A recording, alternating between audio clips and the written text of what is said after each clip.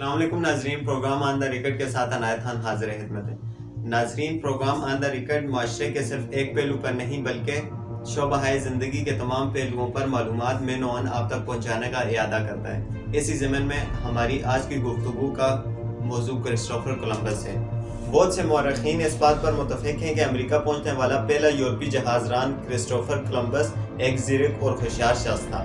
اگرچہ ہم اس کی زندگی کے بارے میں کم ہی باتیں یقین سے کہہ سکتے ہیں، لیکن اس بات پر اتفاق رائے ہے کہ اس کی ذہانت اور چالاکی نے کئی مواقع پر اس کی جان بچانے اور مشکلات پر قابو پانے میں اس کی مدد کی تھی۔ ایسا ہی ایک موقع 1504 میں اس وقت پیش آیا جب کولمبس اپنے چوتھے اور آخری سفر کے دوران جمیکا میں مقامی افراد کے نقطے میں پھنس گیا تھا۔ اس جزیرے کے مقامی باشندوں سے جو کچھ انہیں حاصل کرنا تھا، اس کے حصول کے لیے انہوں نے اپنے وسیع فلکیاتی علم کو بروئے کار لایا۔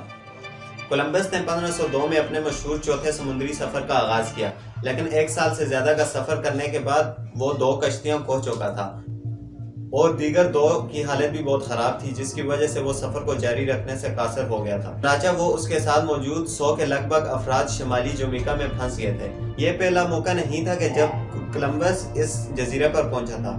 کولمبس اس سے پہلے سفر کے دوران 1494 میں یہاں آ چکا تھا اور اس وقت اس نے جزیرے کا نام سینٹیاگو جزیرہ رکھا تھا۔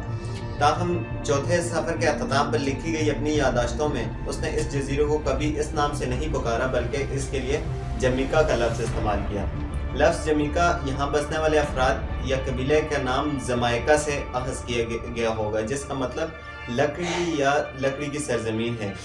وہاں پہنچ کر کولمبس نے اپنے ایک ساتھی کی کمان میں ایک گروپ کو نزدیکی بندرگاہ تک بھیجا تاکہ اس کی مدد حاصل کی جا سکے۔ جب وہ جمیکا کے جزیرے پر انتظار کر رہا تھا تو ابتدا میں اس نے اپنی تحویل میں موجود چند اشیاء کے تبادلے میں مقامی قبائلیوں سے کھانے پینے کی ضروری اشیاء حاصل کی۔ تاہم دن مہینوں میں بدلے مگر جس مدد کا انتظار تھا وہ نہ آ سکی۔ 1503 کے آخر میں مقامی لوگوں کے ساتھ کولمبس اور اس کے ساتھ جو افراد موجود تھے ان کے تعلقات خراب ہونا شروع ہو گئے۔ سفر کے بعد اپنی یادداشتوں میں منڈیز ڈی سگورا نے لکھا ہے کہ قبائلیوں نے فساد کرنا شروع کر دیا اور کھانے کی فراہمی بھی روک دی۔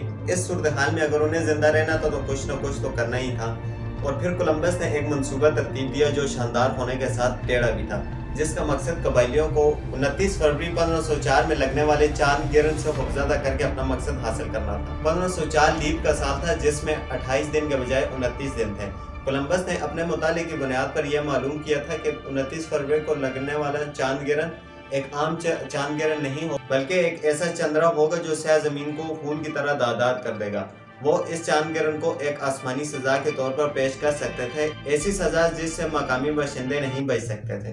منڈیز ڈی سگورا کی یادداشتوں کے مطابق کولمبس نے قبائلیوں کے سرداروں کو بلایا اور اس تعجب کا اظہار کیا کہ وہ اب پہلے کی طرح ان کے اور ان کے ساتھیوں کے لیے کھانا نہیں لاتے، اس بات کو جانتے ہوئے بھی کہ وہ کولمبس کے ساتھی خدا کے حکم سے یہاں آئے ہیں۔ کولمبس نے اس کے بعد قبائلیوں کا آگاہ کیا کہ خاندان کی اس حرکت پر خدا ناراض ہے اور اسی رات انہیں خدا کی ناراضگی سے متعلق نشانی آسمان پر نظر آئے گی۔ چونکہ اس رات چاند گرہن تھا تو سب کچھ اندھیرے میں ڈوب گیا۔ مارٹن کی کتاب کے مطابق قبائلیوں نے اس کو سچ سمجھا اور وہ ڈر گئے اور وعدہ کیا کہ آئندہ کھانا پہنچانے کا سلسلہ جاری رکھیں گے۔ کولمبس کو معلوم تھا کہ چاند گرہن کا آغاز کب ہوگا اور کب چاند سرخ ہو جائے گا۔ اسپین میں فلکیات کی آبزرویٹری سے منسلک برنل نے اس سے چاند گرہن کے متعلق بتایا کہ چاند گرہن کے 2 اہم حصے تھے۔ ایک آغاز جو جزوی حصہ تھا جس میں چاند جزوی طور پر تاریکی میں ڈوبتا ہے، اور جب یہ تاریکی میں مکمل طور پر ڈوب جاتا ہے تو دوسرا حصہ شروع ہو جاتا ہے جو مکمل طور پر ہوتا ہے۔ انہوں نے بتایا کہ اس چاند گرہن کی بھی ایک خصوصیت تھی، یعنی اسے گرہن اس وقت لگ چکا تھا جب سے افق پر ظاہر بھی نہیں ہوا تھا، یعنی طلوع ہونے سے پہلے۔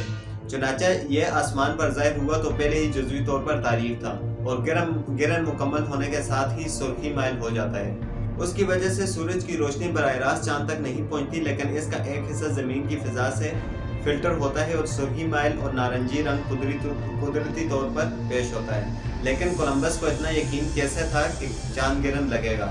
اب یہ سوال اسپین میں higher council for scientific research سے وابستہ پروفیسر کونسویل وریلا کہتے ہیں کہ کرسٹوفر کولمبس بہت سے علوم جانتا تھا۔ وہ نیویگیشن کا ماہر تھا اور کئی زبانیں بھی بولتا تھا۔ در حقیقت یہ وہ ہتھیار تھا جس کی مدد سے کولمبس نے 29 فروری 1504 میں لگنے والے چاند گرہن کی پیشن گوئی کی تھی۔ اور اپنے آپ کو اور اپنے آدمیوں کو فاقہ کشی سے بچایا تھا۔ بالآخر اس سال جون کے اختتام پر ہر طویل انتظار کے بعد مدد آن پہنچی۔ جی ناظرین، ہماری یہ آج کی ویڈیو کرسٹوفر کولمبس کے بارے میں تھی جس نے امریکہ دریافت کیا۔ اگر آپ ہماری اس طرح کی اور بھی معلوماتی ویڈیو دیکھنا چاہتے ہیں تو ہمارے چینل آن دا ریکارڈ کو سبسکرائب کرنا نہ بھولیے گا۔ ملتے ہیں اگلی ویڈیو کے ساتھ۔ والسلام۔